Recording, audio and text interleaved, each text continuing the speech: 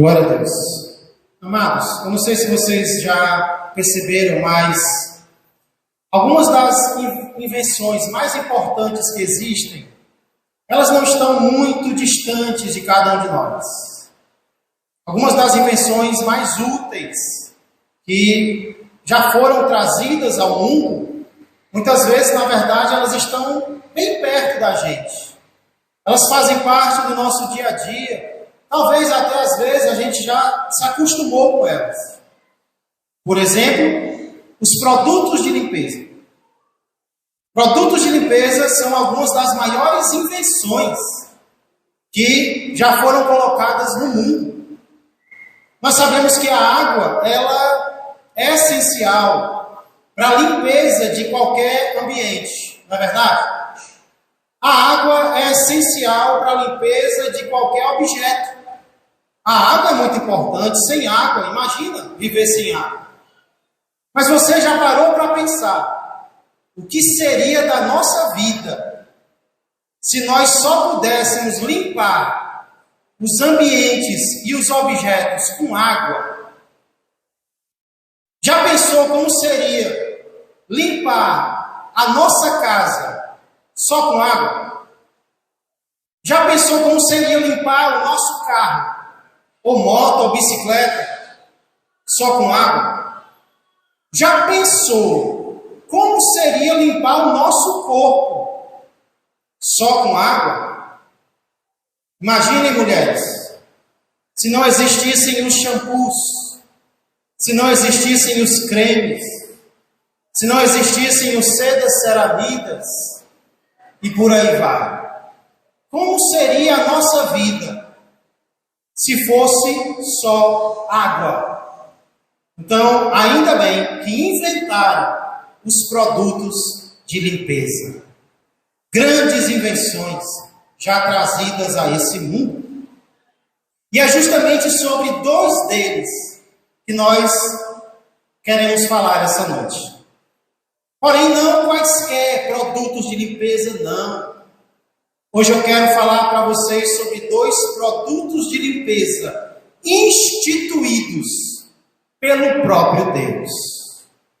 Criados, inventados pelo próprio Criador.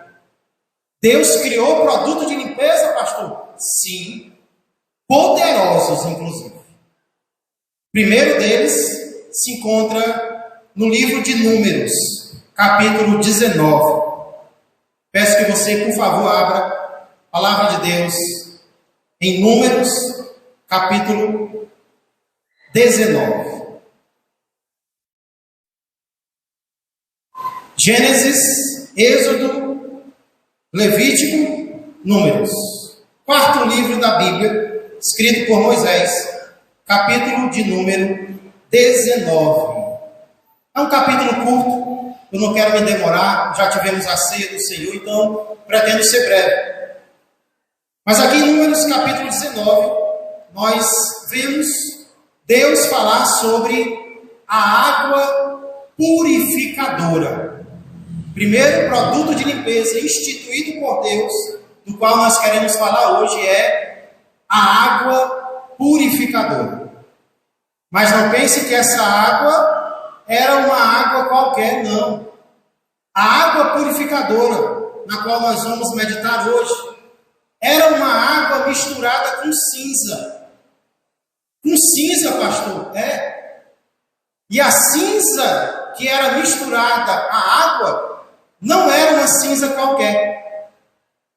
Os versos iniciais aqui do nosso texto mostram como essa cinza que era usada na água purificadora poderia ser obtida, poderia ser conseguida. Então, convido você a ler os versos de 1 a 10, para entendermos como a cinza da água purificadora era conseguida.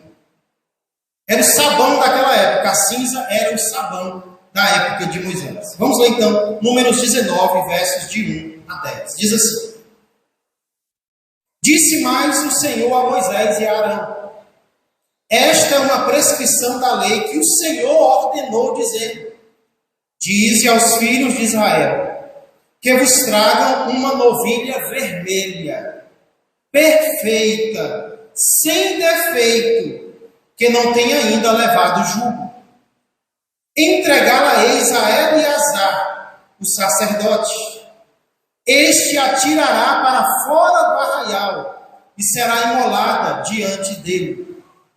Eleazar, o sacerdote, tomará do sangue com o dedo e dele aspergirá para a frente da tenda da congregação 7 vezes. À vista dele será queimada a novilha, o couro, a carne, o sangue e o excremento, tudo se queimará. E o sacerdote, tomando o pau de cedro e sopo e estofo carmesim, os lançará no meio do fogo que queima a novilha. Então o sacerdote lavará as vestes e banhará o seu corpo em água, e depois entrará no arraial e será imundo até a tarde. Também o que a queimou lavará suas vestes com água, e em água banhará o seu corpo, e imundo será até a tarde. Verso 9. Um homem limpo ajuntará a cinza da novilha, e a depositará fora do arraial, num lugar limpo, e será ela guardada para a congregação dos filhos de Israel, para a água purificadora. É oferta pelo pecado. E o verso 10 diz: o que apanhou a cinza da novilha, lavará as vestes, e será imundo até a tarde. Isto será por estatuto perpétuo aos filhos de Israel e ao estrangeiro que habita no meio deles. Irmãos, aqui Deus ordena o que ele queria, ele ordena a Moisés o que ele deveria passar ao povo para que o povo fizesse. Olha que interessante. Deus ensina a Moisés e a Arão o que eles deveriam falar ao povo para o povo fazer. Aí eu pergunto para vocês, Deus não poderia falar com o povo diretamente? Sim ou não? Por que Deus ensina a Moisés e a Arão o que eles deveriam ensinar ao povo? Deus poderia falar com o povo diretamente. Porém, muitas vezes Ele não faz. Muitas vezes Deus fala conosco através de outras pessoas. Deus diz a alguém o que esse alguém deve nos dizer da parte de Deus. É por isso que nós temos que ter muito cuidado quando nós formos rejeitar o que alguém nos diz, o que um pai diz, o que uma mãe diz. Porque ao rejeitar o que o ser humano diz, nós podemos estar rejeitando o Deus que mandou o ser humano falar conosco.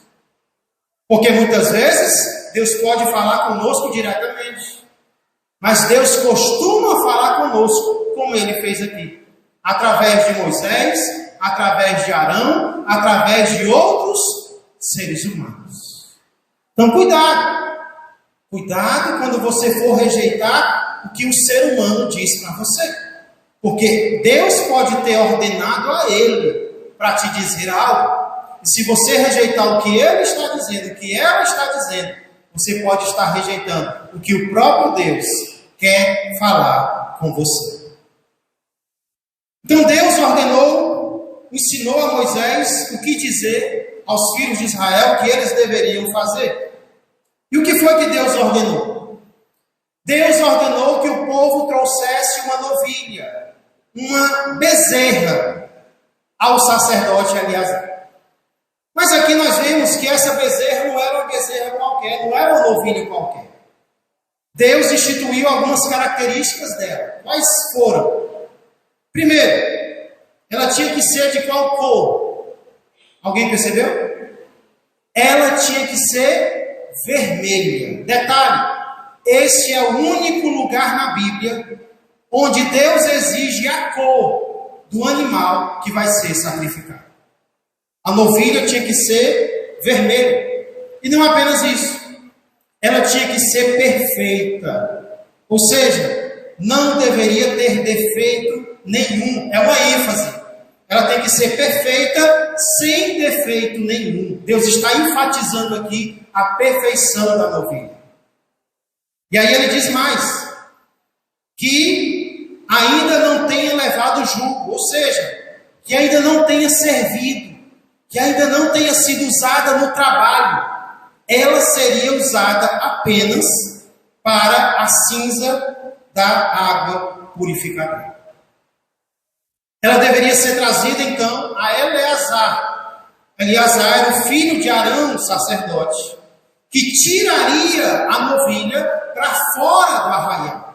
Sairia com ela para fora do arraial, onde ela seria imolada. Ela seria morta. Diferente da maioria dos sacrifícios que eram feitos no tabernáculo. A novilha não seria sacrificada no tabernáculo, ela seria trazida para fora do arraial e lá ela seria imolada. E então Deus diz que Eleazar tomaria do sangue da novilha morta com o dedo e o aspergiria 7 vezes para a tenda da congregação, que era o local onde Deus era adorado. O que ele estava querendo dizer? Ela estava sendo oferecida a Deus.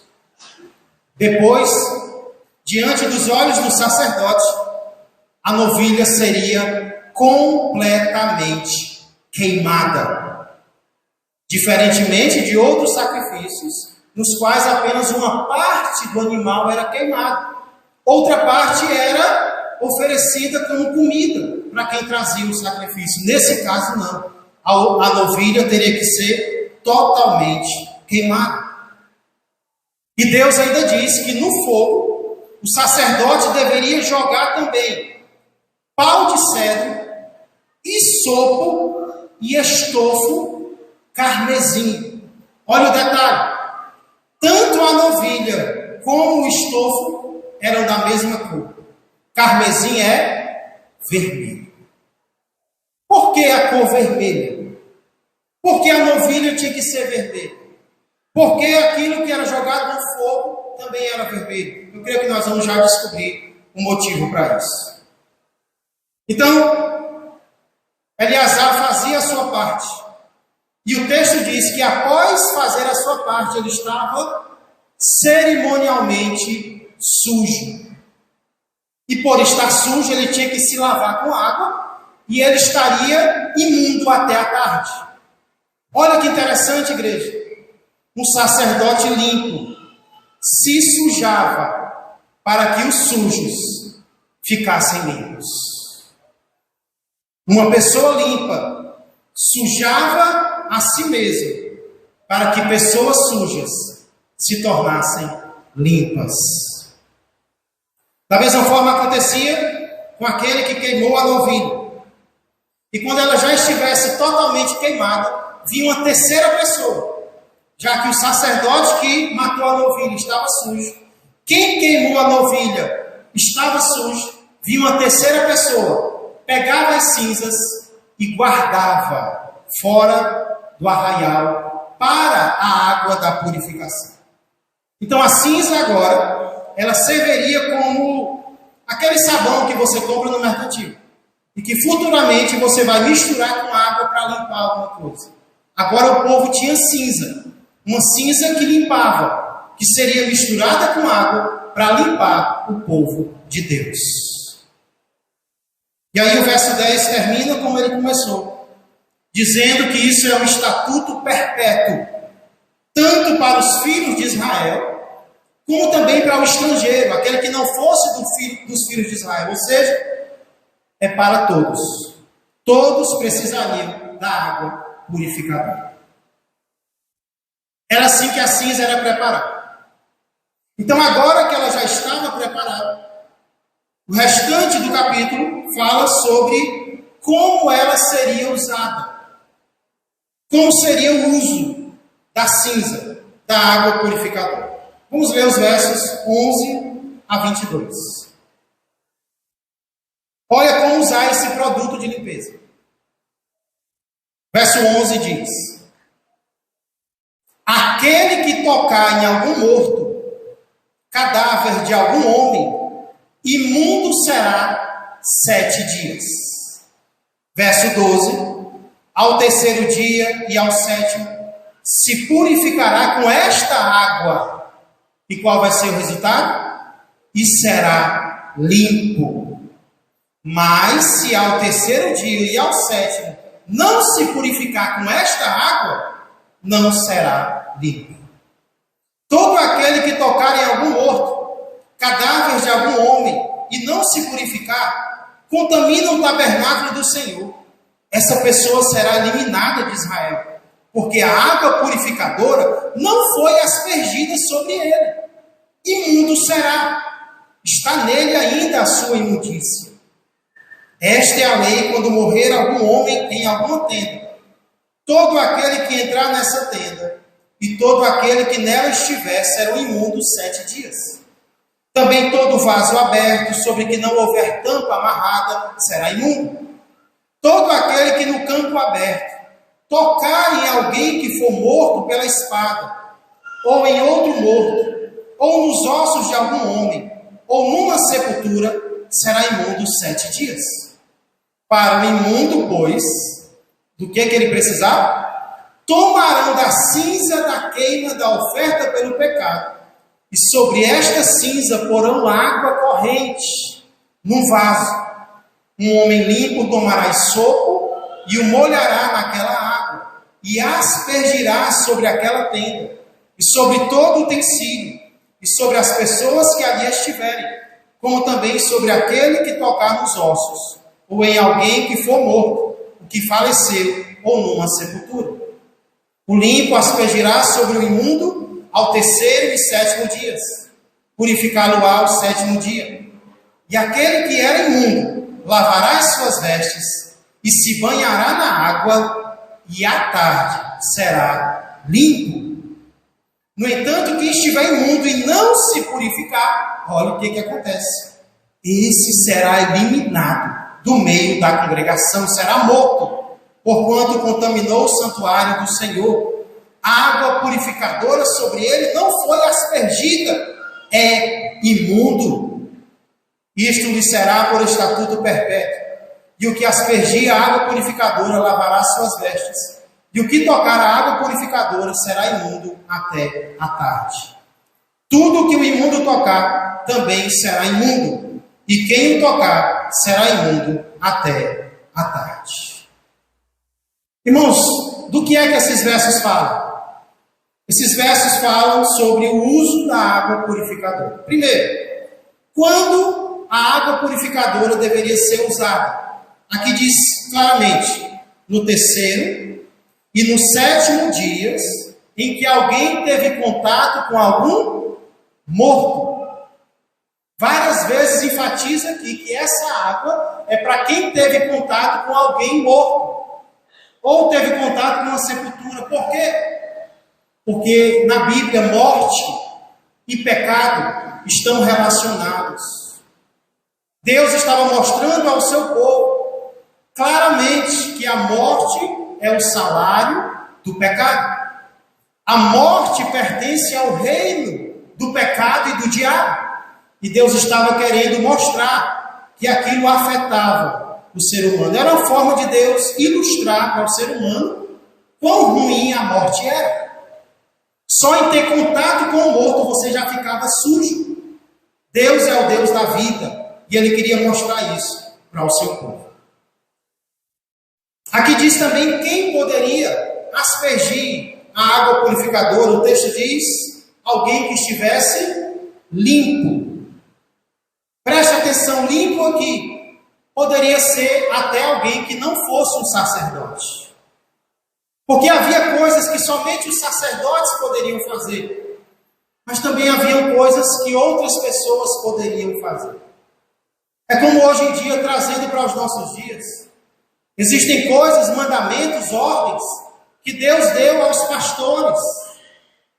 Mas existem muitas coisas na Bíblia que outras pessoas, além dos pastores, não apenas podem, mas devem fazer. A igreja não pode esperar apenas para o pastor orar, ou apenas para o pastor evangelizar, ou apenas para o pastor fazer determinadas coisas. Há coisas que sim, Deus vai cobrar dos pastores, mas há coisas também como aqui, que qualquer pessoa limpa tem a capacidade e a autorização de Deus para fazer. Continuando, o texto diz como essa água deveria ser usada. Ela deveria ser aspergida com isopo. Isopo era uma planta muito comum naquela região e que inclusive foi usada na 10ª praga do Egito para espalhar o sangue nas portas. O isopo era uma espécie de planta que servia como esponja. Então, com ela era aspergida a água sobre a pessoa que tinha tocado em algum lugar. E o mais importante de tudo, por que essa água deveria ser usada? O texto é muito claro. Quem não for purificado com a água não pode entrar na presença de Deus e não pode viver. Quem não for limpo com a água purificadora, quem não fosse, estamos falando do passado, ele não poderia entrar no tabernáculo, porque se ele entrasse, ele morreria. Ele deveria ficar longe da presença de Deus. Sabe por quê? Somente os purificados poderão entrar na presença do Senhor. Quem não for purificado vai ficar longe da presença do nosso Deus. Para quem estivesse sujo, então, a água purificadora não era uma opção, era uma necessidade. A pessoa só ficava limpa se a água purificadora fosse aspergida sobre ela. Pelo quê? Porque tocou em um morto. Nem pecado era tocar em um morto, mas a pessoa ficava suja e precisava ser limpa pela água que Deus instituiu. Esse é o primeiro produto de limpeza instituído por Deus. A água purificadora. Servia para purificar aqueles que tivessem tido contato com algum morto. Porém, existe um produto de limpeza ainda mais poderoso do que a água purificadora. Que produto de limpeza é esse, pastor? Ele se chama sangue purificador. E ele se encontra lá em Hebreus, capítulo de número 9, versos 13 e 14. Deus deu a água purificadora no Antigo Testamento para apontar para um produto de limpeza ainda mais poderoso que Ele estaria enviando nos nossos dias. Hebreus, perto de Apocalipse, capítulo de número 9, versos 13 e 14, diz assim. Hebreus 9, 13. Portanto, se o sangue de bodes e de touros e a cinza de uma novilha, aspergidos sobre os contaminados, os santificam quanto à purificação da carne, muito mais o sangue de Cristo, que pelo Espírito eterno a si mesmo se ofereceu sem mácula a Deus, purificará a nossa consciência de obras mortas para servirmos ao Deus vivo. Vou ler de novo. Portanto, olha a comparação que ele está fazendo. Se o sangue de bodes e de touros, de animais, e a cinza de uma novilha que nós acabamos de ver, aspergidos sobre os contaminados, sobre os sujos, sobre os imundos, os santificam, os limpam, quanto à purificação da carne, muito mais o sangue de Cristo, que pelo Espírito eterno a si mesmo se ofereceu sem mácula a Deus, purificará a nossa consciência de obras mortas para servirmos ao Deus vivo. Aqui nós vemos que a cor vermelha da novilha tinha um propósito. O propósito de Deus era que ela já apontasse para o sangue sem mácula, perfeito e poderoso do nosso Senhor e Salvador Jesus Cristo. Essa já é uma semelhança entre a novilha e o sangue purificador de Jesus. Mas nós poderíamos fazer outras comparações. Existem outras semelhanças entre a água purificadora e o sangue purificador. No que os dois são semelhantes, pastor? Primeiro, os dois foram instituídos por Deus. Quem foi que ensinou sobre a água purificadora em Números? Deus ensinou a Moisés para passar para o povo. Quem foi que instituiu o sangue de Jesus? Quem foi que planejou o sangue de Jesus? Porque Deus amou o mundo de tal maneira que deu seu Filho unigênito, para que todo aquele que nele crê não pereça, mas tenha a vida eterna. Jesus veio pela vontade do Pai. O sangue de Cristo foi instituído pelo Pai. Outra semelhança que nós encontramos é que, para que a água purificadora fosse feita, uma novilha sem defeito teria que ser usada. E não é exatamente isso que o nosso Senhor é. Ele veio a este mundo e ele viveu sem pecado. Ele foi o único que passou por esta terra e não cometeu um pecado sequer. Nem de ato, nem de pensamento, nem de palavra. Ele foi completamente limpo. Ele foi completamente puro, sem defeito nenhum. A água purificadora seria usada para o futuro. Ela seria guardada para que, quando alguém fosse contaminado, fosse aspergida sobre ele.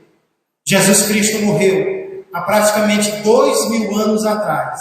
E o sangue dele, que foi derramado há 2000 anos atrás, continua limpando pessoas até os dias de hoje. E vai continuar limpando até que ele venha. Glória a Deus!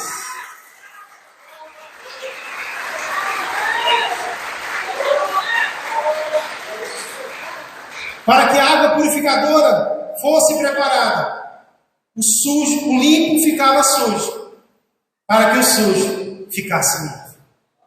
Para que o sangue de Jesus possa nos purificar, Jesus teve que tomar os nossos pecados sobre ele. O perfeito recebeu os pecados da humanidade. O apóstolo Paulo, escrevendo em 2 Coríntios capítulo 5, verso 21, diz que aquele que não conhecia pecado, Deus o fez pecado por nós. Jesus se tornou pecado por mim e por você. Jesus se tornou sujo por mim e por você, para pagar o preço pelos nossos pecados. Onde era que a novilha era morta? Não era no acampamento, não era no arraial. Ela foi morta fora do arraial. Assim também Jesus foi levado para fora da cidade de Jerusalém. Ele morreu fora de Jerusalém, no Monte Calvário, por mim e por você. Assim como a novilha era obrigatória para todos, Jesus diz: eu sou o caminho, a verdade e a vida. Ninguém vem ao Pai a não ser por mim.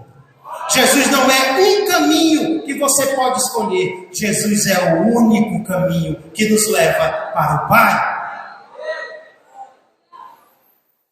Para usar a água purificadora havia um prazo. No 3º e no 7º dia. Para o sangue de Jesus nos purificar, Paulo diz: eis o momento sobremodo oportuno. Eis agora o dia da salvação. Nós não vamos ter oportunidade para sempre. Nós só podemos ser purificados pelo sangue de Jesus até o dia em que nós estivermos vivos. Para concluir, a novilha que realizava a cinza para fazer a água purificadora, ela era para todos. Era para o judeu e era para o estrangeiro. Jesus Cristo não é só para um povo, não é só para uma raça, não é só para um país. Ele é o Cordeiro de Deus que tira o pecado do mundo inteiro. Existem muitas semelhanças entre a água purificadora e o sangue purificador. Mas existe uma diferença fundamental. Que diferença é essa, pastor? A água purificadora só servia para purificar a carne. A água purificadora só servia para purificar o exterior.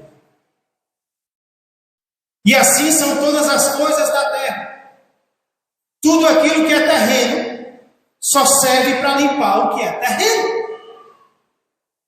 Mas o sangue de Jesus, diz o autor de Hebreus, ele nos purifica na nossa consciência das obras mortas para servirmos ao Deus vivo. Para que é que a água purificadora servia? Para alguém que tinha tido contato com um morto. A morte é o reino do pecado, porque o salário do pecado é a morte. Na nossa vida, obras mortas representa tudo aquilo que nós fazemos sem Deus. Todas as nossas decisões erradas, todas as nossas práticas, todos os nossos pensamentos, todas as nossas palavras mortas, porque foram feitas em pecado, porque geraram pecado, porque foram desobediências a Deus, e elas sujam a nossa consciência, porque nós lembramos delas, porque nós somos acusados por tudo aquilo que fizemos que foi contrário a Deus. O nosso pecado pesa sobre nós. Mas Deus instituiu um produto que limpa não apenas o nosso exterior, mas que lava a nossa alma, que limpa o nosso coração, que limpa a nossa consciência de tudo aquilo que nós fizemos, que não deveríamos ter feito, tudo aquilo que nos traz culpa ao coração, que pesa no nosso coração e que homem nenhum, religião nenhuma é capaz de limpar. O sangue de Jesus Cristo vem e nos limpa de todo pecado.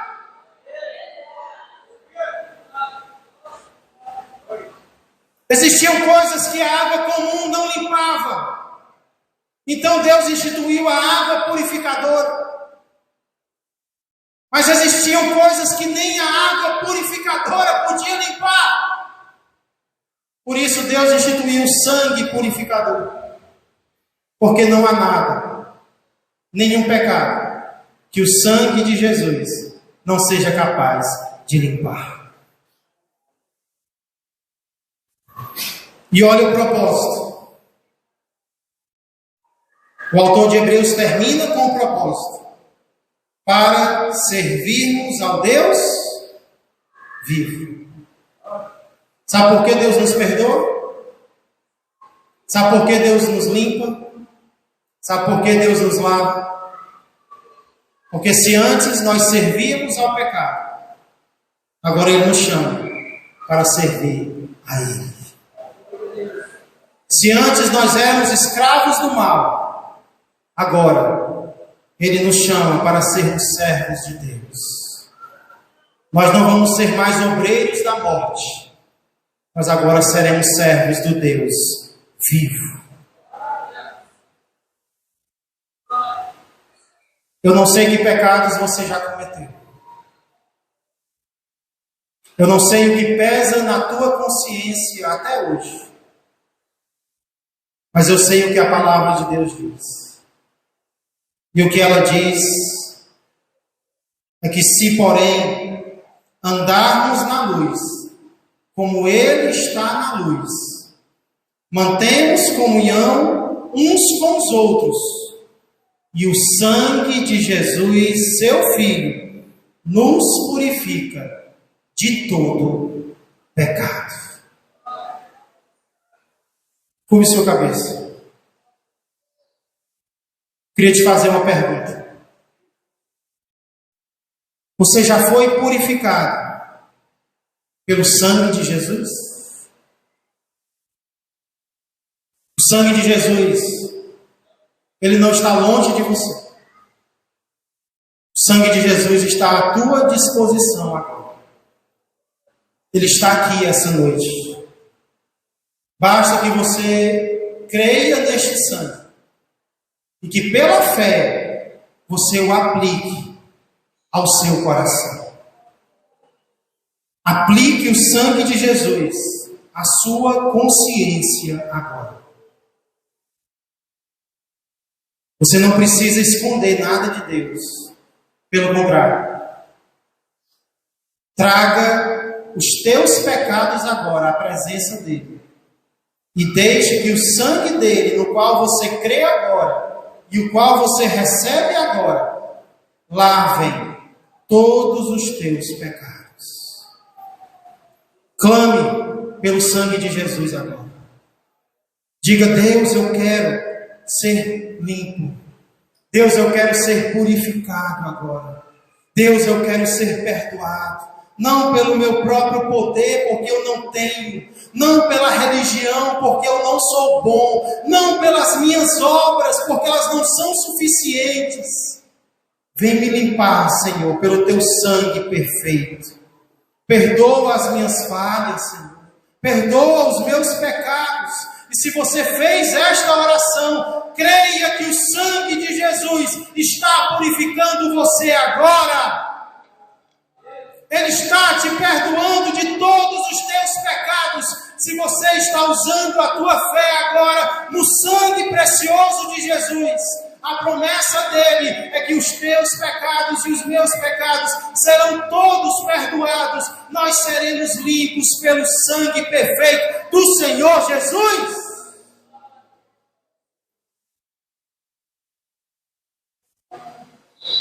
Clame ao sangue de Cristo. Segunda pergunta que eu quero fazer agora é: você já está servindo ao Deus vivo? Talvez você já foi perdoado, mas mesmo após ser perdoado, você voltou para a lama. Você voltou para o lamaçal. Ei, Deus não te perdoou para você continuar servindo ao pecado. Deus te perdoou para agora você ser servo dele, para você fazer o que agrada a ele. Não é para você viver nas práticas de antes, nas obras mortas das quais você vivia antes, não. Ei, ele te alcançou para agora você ser servo ou serva dele.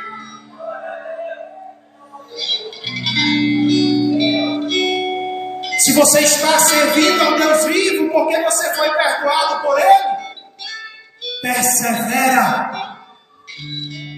Mesmo que não seja fácil, persevera, porque foi para isso que ele te limpou. Foi para te usar no serviço dele. Se você estava pensando em desistir, desista de desistir. Reafirma a tua fé no Senhor. Reafirma o teu compromisso no Senhor hoje. Ei, eu sou servo de Deus e eu vou permanecer servindo a Ele, custe o que custar. Mas se não era isso que você estava fazendo, se Ele já te perdoou e você continua no pecado, o convite hoje é: levante-se para servir a Deus. Levante-se e aceite o chamado que Ele te deu. Levante-se para servir ao Deus vivo. Nós vamos entoar um louvor ao Senhor agora. E se você está tomando uma decisão essa noite, o convite é: venha até o altar. Publique essa decisão. Deixe essa noite marcada como a noite na qual o sangue de Jesus foi aspergido sobre a sua vida. Se você quer receber Jesus como Senhor e Salvador pela primeira vez, você está convidado a fazer isso ao Senhor. não há melhor decisão. Se você estava afastado dos caminhos de Deus, reconcilie-se com Ele hoje. Volte para os caminhos do Pai. Se você também quiser renovar os seus votos com Deus hoje, se Ele tocou o teu coração, você também está convidado, enquanto estamos adorando ao Senhor, a sair do seu lugar e vir até o altar. No final nós queremos encerrar orando ao Senhor. Existe um rio, Senhor,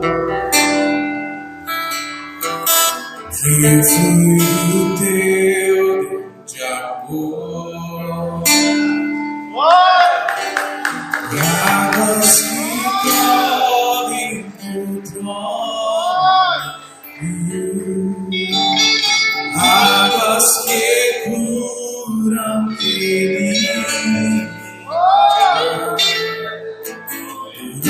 Onde passar, por onde o rio passar, tudo vai transformar, os leva à vida do próprio Deus. Esse rio está nesse lugar.